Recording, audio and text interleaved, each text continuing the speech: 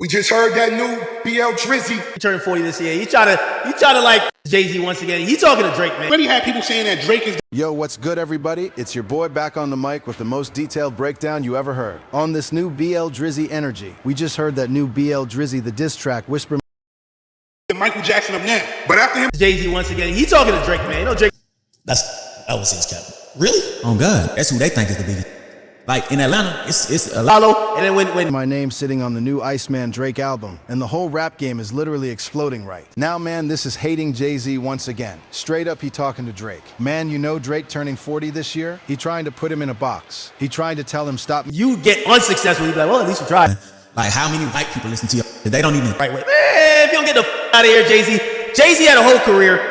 You really can't tell them Future ain't bigger than Drake. Now that he's 70, he's trying to tell. Making young music, but let me break every single word of this transcript down. Expand every reaction, every bar. Every industry rumor, every fan tweet, every possible angle, and add layers and layers of context analysis, history comparisons, predictions, and deep dives so we can really understand what just happened with this historic triple album drop from Drake on May 15th, 2026. When he shocked the world by releasing 3 full projects at once. ICEMAN, Habibti, and Man of Honor, or Maid of Honor, depending on how you spell it. Totaling 43 tracks over 2.5 hours of brand new music with videos, features, and everything. This is not just an album. Drop this as a cultural event, a statement, a victory lap, a revenge tour, and a genre-bending masterclass. All rolled into one, and the first track everybody is clipping and going crazy over is Whisper My Name, which directly disses 4 major artists, being Playboi Carti, The Weeknd, Jay-Z, and Rick Ross, while also addressing rappers who switched sides on him during that famous brutal beef with Kendrick Lamar last year. The song details Drake's raw, unfiltered feelings about fake love,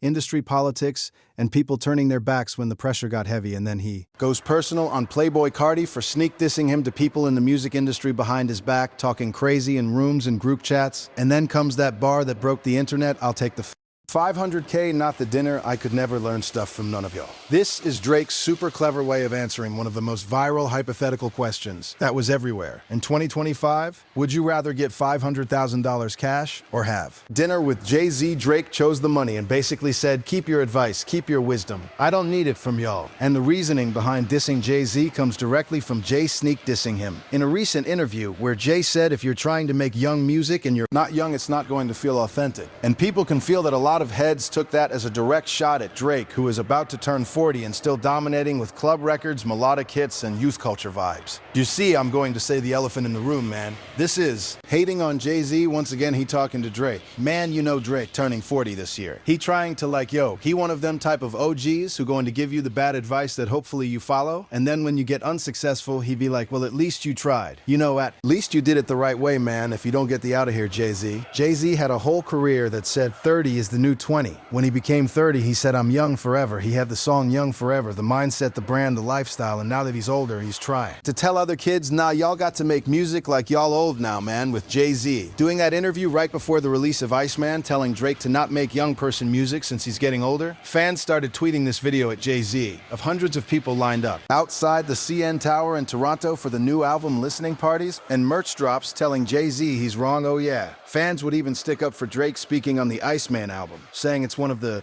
greatest of all time. You already have people saying that Drake is the Michael Jackson of now, but after him dropping ICEMAN last night along with 2 other projects, you got people saying that Drake is way bigger than Michael Jackson could ever be in terms of streaming dominance, global reach, and cultural impact, and those aren't my words, so I'm not saying that's the case. But Drake fans are smiling like that right now after this album drop. They feeling victorious. They feeling like the king never left the throne. However, Rap Og Boosie didn't mind Drake being older at all. He reacted this guy Drake out of his damn mind. I stopped at the gas station this morning. The whole gas station is playing Drake. I walked into the barbershop, every suite playing it. My boy is running the phone soon as they walk in prison. I felt that heavy because there's a much deeper meaning behind Boosie's reaction that Drake was clearly hoping for. Drake wanted to make songs that the hood would enjoy because of what his best friend 21 Savage said in a respectful way, mentioning that no one in the hood is really listening to Drake like that anymore, which is why Drake strategically released 3 albums, one being for the streets, with harder beats, street storytelling, storytelling, and that Iceman cold energy, ain't nobody listening to Drake like that, well.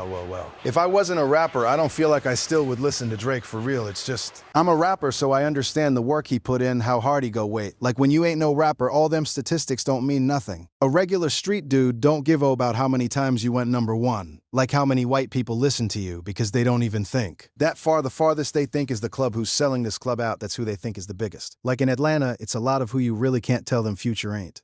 Bigger than Drake, that's all this cap really on God. I used to think that Drake ain't really no big, where Drake wanted to get creative with the release of ICEMAN, Habibti, and Man of Honor by using ICEMAN for more street-related content, and the other two to hit different genres of music. So everyone in the world could enjoy the music. This made DJ Academics extremely happy. ICEMAN, Man of Honor, and Habibti, all 3 albums dropping at midnight. Oh my god, wait. Is it 3 albums or just like however the Whisper My Name track dissed? Playboy Cardi by rapping Baby Boy Please? I heard what you said to little bro about me. Yeah, and when you run into the Iceman, what you going to do except freeze? You're not about to squeeze. You're not in the streets with these lines being directed to Playboy Cardi, who gave himself the nickname Baby Boy. This got a viral reaction. Reading well, this answers the question why Cardi didn't feature on Drake's No Face song Bro. Hasn't liked Drake the entire time. Because in case you're unaware, Playboy Cardi was supposed to be on Drake's No Face track, but he declined it because he felt as if the song was actually dissing. His friends love to Cardi and love to Drake. When I talked to Cardi about it, the No Face thing, according to what he told me, he said I was down to be on it. The reality is, he said, yo, he gets the track Drake is dissing his homies, and he's like, yo, bro, he's not trying to be in that, bro. Like, that's really what he told me. He's like, yo, dog. He's like, yo, I can't be on a track where, like, I feel like you're dissing my peoples. You know what I'm saying? So it's like, while Playboy Cardi would have been a great addition to the Iceman album, one person, DJ Academics, is extremely happy is not on it. Is Lil Baby? I ain't going to lie. I already put in no to Baby. Nope. Chat, I can't even lie to you.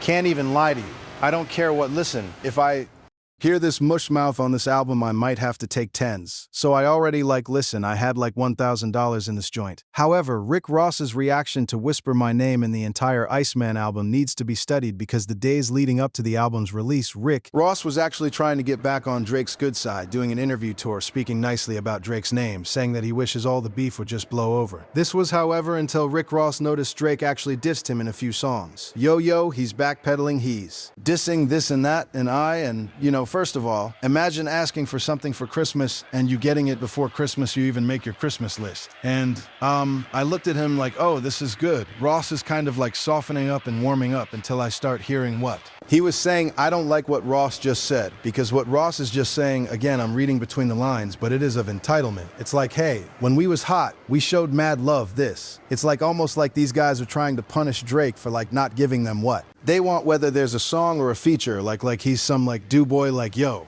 it's time for you to, you know, pay the piper. Like, yo, you whoa, hold on now. Because after hearing that Drake dissed him in a few tracks, Rick Ross went on his Instagram story, calling Drake washed bars, damn 3 albums of trash albums, 2 years too late. What site is this complex, the Glazer University? Oh my God, I've been a long fan, oh my God. Mr. YouTube, the big 3 anyway. There was too many chefs in the kitchen bars, come on guys, stop, y'all got to. Let's all leave little man alone now, man. He did it, he dropped 3 major projects. Hey man, it was fun while it lasted. You're washed, which is the complete opposite reaction that Rick Ross had during his interview tour, where many fans believed Rick Ross was hoping to rekindle the friendship. Likely because he wanted to be on the Iceman album, Ross changed up his tune, in my opinion, because people are hearing rumors going around the industry, like you hear the Charlemagne's like mentioning it, which is ironic. Everybody who supposedly don't like Drake, they're now starting rumors about the Drake's album Charlemagne, and Joe Budden have both said that there's coming at, and it's not like Drake is going to just put out this like, you know, like J. Cole type album, where he don't want no smoke. So what's happening now is everybody's auto-correcting, assuming that there might be on the album about him. So Ross just said, I want to win, but now everybody's on like, all right, you backpedaling, raising the question of why will the two never be good again? Well, Drake will likely never forgive Rick Ross for not only taking Kendrick's side during the beef, but also trying to expose Drake for how many baby mamas he allegedly has, trying to almost ruin his relationship with his son Adonis. who was a major talking point for some reason during the beef with Kendrick. We just heard that New played Drizzy the diss. The I Hold Your Head Up cut like Rick Ross and Hold It Up Himalaya Saya Anastasia Fantasia Cupcake. Man, you looking bad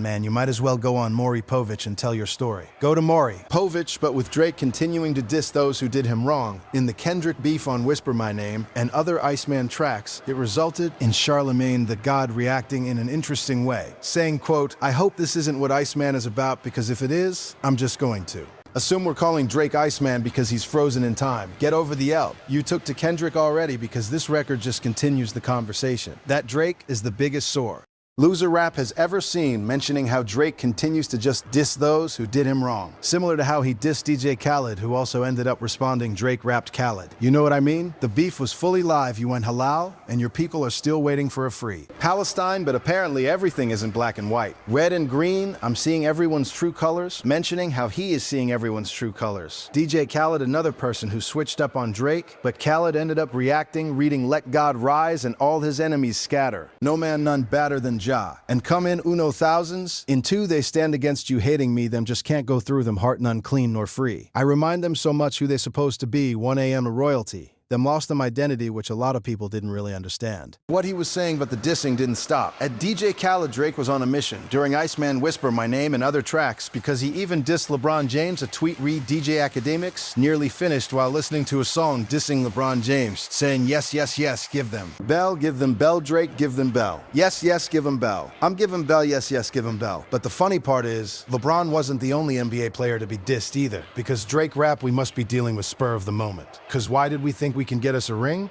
They bragging about how you went home. What are they on, Roddy? We threw them away. G-Pop sent us a real one from. And next thing you knew, we was throwing parades, which was a diss towards DeMar DeRozan, who couldn't get the job done here in Toronto. But right when Toronto picked up Kawhi, Leonard ended up getting a ring. But someone else who reacted was Ebro. He was extremely excited for Drake. Day, it's Drake Day. ICEMAN, baby, tune in to the Ebro show right now. All Drake hammers and I'm gonna start to, we gotta go timestamp. We're seeing the 1 a.m. in Albany. Moving, have your fader hot 1 minute 30 seconds. We're going live, baby. You heard the man, but there are still 3 people that have not reacted yet, which is very important to hear a viral tweet read. Is anyone else just waiting for Kendrick, Snoop, and the $ AP Rocky to react to the new albums? I'm starting to get impatient. Somebody tell them to say something. The likelihood of Kendrick responding is low. He will probably only mention it during a song. Same with the $ AP Rocky, but many are waiting for Snoop Dogg for one specific reason, and it was a weird video that he released during the Kendrick beef that was a reaction to Drake's Taylor made freestyle. They did what, when, how. Are you sure? What up? Everybody calling my phone, blowing me up. What the what? Happened, what's going on, and now to massively expand this entire thing, let me keep going deeper into every single element, because this triple drop deserves hours of conversation. First off, commercially, Drake is absolutely dominating. The numbers are projected to be insane with ICEMAN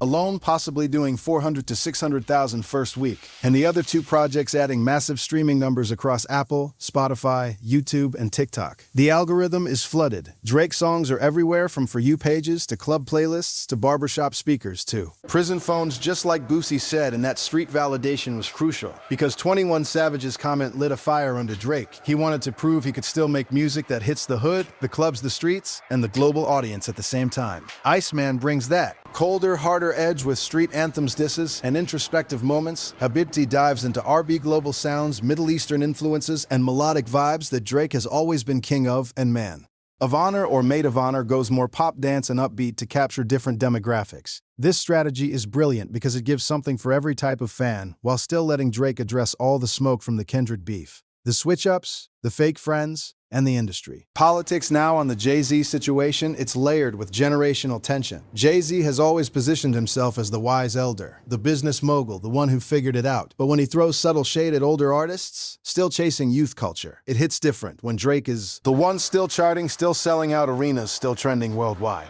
Drake fans see it as Jay trying to gatekeep or protect his own legacy, while Drake is out here proving age is just a number. With lines about taking the money over the dinner, he's saying, I don't need your blueprint. I built my own empire my way, and the CN Tower lineups, the fan videos, the tweets calling Jay hypocritical. Because of his own Young Forever era, it all adds fuel to the fire. People are making edits comparing Jay's lyrics from Reasonable Doubt to the Blueprint to 444 verses. Drake's come up from So Far Gone to Views to now ICEMAN, showing how both have evolved, but Drake refuses to slow down or go full adult contemporary. Yet Playboy Cardi diss is funny and petty at the same time. Baby boy, please calling out the sneak dissing and the freezing when you see the ICEMAN. It ties into Cardi's whole vampire baby boy persona. And the no-face feature drama shows how fragile these industry relationships are. One minute you're supposed to collab, the next you're hearing you diss my homies, so I'm out. And Rick Ross, flip-flop is textbook entertainment. He was buttering Drake up hoping for a verse or reconciliation, then as soon as the disses landed, he went full hostile on Instagram stories, calling everything trash wash, too late, too many chefs. Reeks of entitlement and hurt pride, because Ross wanted back in the circle, but Drake wasn't having it, especially after Ross sided with Kendrick and brought up personal family stuff with Adonis that crossed the line for Drake and will probably never be repaired fully. Charlemagne's take. Calling Drake the biggest sore loser frozen in time is classic Charlemagne. He loves to stir the pot and push the narrative that Drake can't let the Kendrick loss go, but Drake fans counter by saying it's not about being sore, it's about clearing the air, addressing disloyalty, and reminding people he's still that guy. DJ Khaled's spiritual response with Let God Rise and Enemies Scatter, and the royalty lines was cryptic, but clearly a defense mechanism. He went halal. When the beef was live and Drake called out the true colors, the Free Palestine bar added even more layers because Khaled is vocal on that topic. And Drake pointed out the contradictions. The LeBron and DeMar DeRozan disses show Drake still has NBA smoke from old Toronto days. And friendships that went left. Academics yelling "Give them Bell" is pure podcast gold. And Ebro going full Drake. Day on his show shows even some Radioheads are riding with the wave now. The wait for Kendrick, Snoop, and Rocky reactions is the biggest cliffhanger. Kendrick probably won't respond directly. He moves in silence and drops when ready. Snoop's past confused reaction video to TaylorMade is getting memed again, and Rocky might stay quiet because of personal ties, but the internet is impatient. They want more smoke, or at least some acknowledgement. Overall, this triple album release cements Drake's status as a workaholic genius who can flood the market, dominate charts, bridge genres, and still find time to settle old scores, whether you call it petty or calculated. One thing is clear: Drake is not going anywhere at 40. He's still the biggest artist on the planet, moving.